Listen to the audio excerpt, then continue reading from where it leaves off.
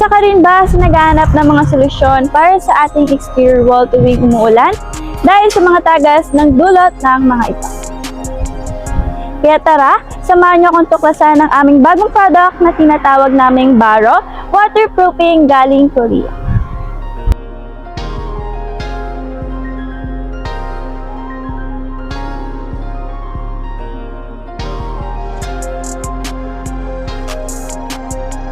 As you can see, yung cement na may waterproofing is smooth and crystallized yung texture niya.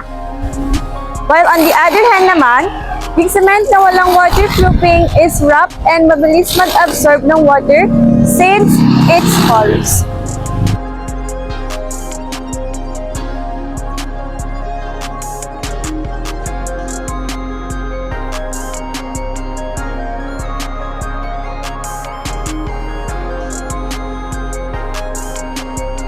Alam naman natin na ang dampness and moisture ay ang mga dahilan para maging weak ang ating mga wall, leading to costly repair and structural damage kagaya ng mga ito.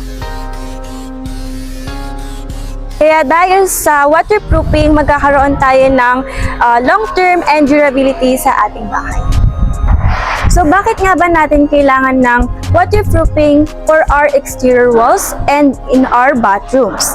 It's because ang cement na may waterproofing protects our foundation sa dampness and moisture.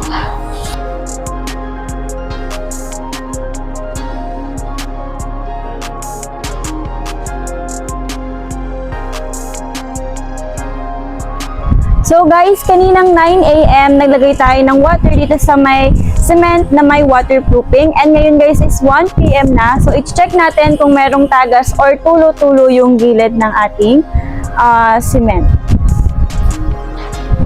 So ayan guys, gagamit tayo ng tissue. Ayan, itatap-tap lang natin kung meron siyang magta-transfer na water. Ayan guys.